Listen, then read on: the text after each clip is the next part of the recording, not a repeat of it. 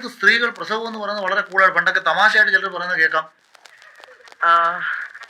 അതെ, അഖിലേട്ടൻ പറയുന്നത് പോലെ ഒരു കാലത്ത് നമുക്ക് പ്രസവം എന്നൊക്കെ പറയുമ്പോ ഭയങ്കര കൂളായിരുന്നു, ഭയങ്കര തമാശയായിരുന്നു. അല്ലേടി, നമ്മളിപ്പോ പ്രഗ്നന്റ് ആണ്. അപ്പൊ ആ സ്ത്രീ അവള് പ്രസവിച്ചിട്ട് പോയിരുന്ന് ആ 2 കിലോ അരി ഇടിച്ചോടെ വെച്ചിട്ടുണ്ടോ? 2 കിലോ അരി ഇടിക്കാൻ നമ്മൾ പോവാറുണ്ട്.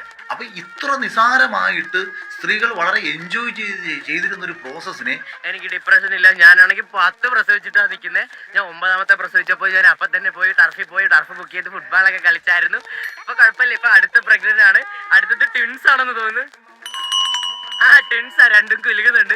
ഇത് പ്രസവിച്ച ഉടനെ തന്നെ എനിക്ക് 2 കിലോ അരി ഇടിക്കണം. അതുപോലെ തന്നെ എന്റെ അമ്മ പ്രസവിച്ചെന്ന് പറയുമ്പോൾ എന്റെ അമ്മ പണ്ട് ബാക്ക് ഫ്ലിപ്പ് പഠിച്ചപ്പോൾ ഞാൻ അതുവഴി വയറുവഴി വന്നതായിരുന്നു കേട്ടോ.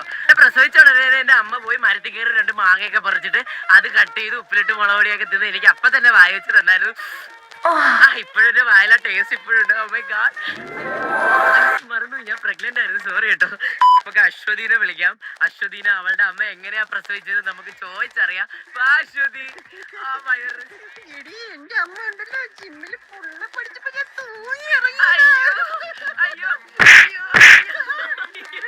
ഉള്ള പഠിച്ചോണ്ട് നിന്ന ടൈമിൽ തൂങ്ങി ഇറങ്ങി വന്നതാ ഇവള്. എന്നിട്ട് ഇവളെ മാറ്റി വെച്ചിട്ട് ഇവളെ അമ്മ വീണ്ടും 3 സെറ്റൊക്കെ കംപ്ലീറ്റ് ചെയ്ത്. 2 കിലോ അരി പോയി കുത്താനുള്ളതാ.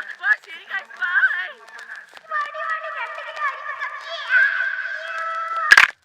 അശ്വതി അവിടെ വീണു. അശ്വതി ഇപ്പൊ പ്രസവിക്കും.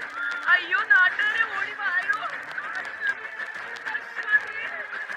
അശ്വതി, അശ്വതി നിന്നോട് പറ്റും.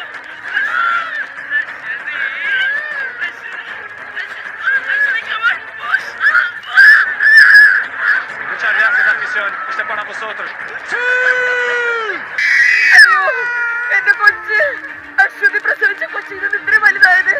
അയ്യോ കുഴപ്പമില്ല. അയ്യോ അശ്വതി എവിടെ? അശ്വതി, നിന്റെ കൊച്ചിനെ നോക്കണേ. ഓ മൈ ഗോഡ്, നെല്ല് കുത്താൻ പോട്ടാ. ഇനി പോയി 2 കിലോ നെല്ല് പോയി കുത്തിച്ചെല്ല്. Okay bye. ഒരുമ്മന്നേ. പട്ടിന്നാ ഒരുമ്മതാ, ഒരുമ്മതാ, അത്രേ ഉള്ളൂ.